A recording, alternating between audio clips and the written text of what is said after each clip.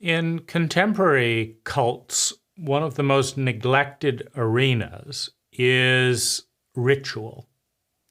And admittedly, whether it's Michaelmas or St. George's Day or whatever, I mean, many of the holy or ritualistic days that are in our cults are not very meaningful for, many of us today.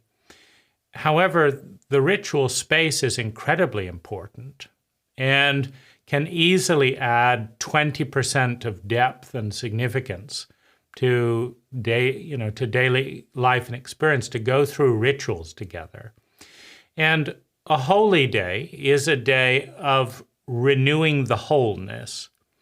And so every cult has its biases, and in those biases, there is a lack of wholeness.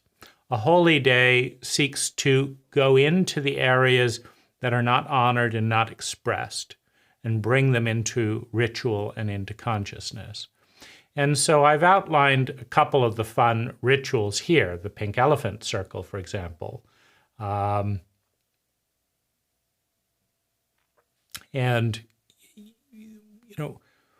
what gives birth and renews a ritual is being able to nominate holy days, to find a hole in the cult that is not being honored, that's not being expressed, that is not being tended to, number one.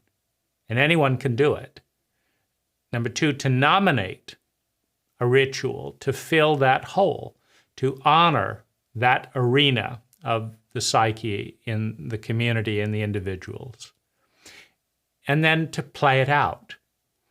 And so having holy days, days that fill holes in each one of us and in the cult and in the community, that are dynamic. I think that a sacred day should get 70% of the people enthusiastic about it. If it is no longer engaging 70% of the people as the day approaches, then the holy day should change into something that actually fills a meaningful hole for a large number of the community members. It could be something that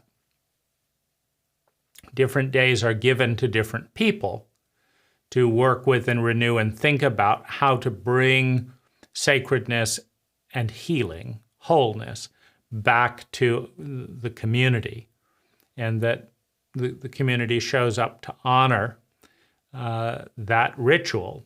So I've identified 15 possible rituals, each of which I can't do in my neighborhood in the U.S., each of which I would love to do in my neighborhood in the U.S.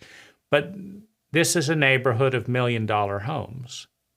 It's not a neighborhood of rich cultural dimension. It's not a neighborhood of wholeness and healing. So I can't do any of these in my neighborhood. And this is, because it's a blind spot, you get tremendous value you could live in a tent and do these rituals and have more meaning and value than in a $5 million home, watching TV in the stupor that is induced by over media saturation.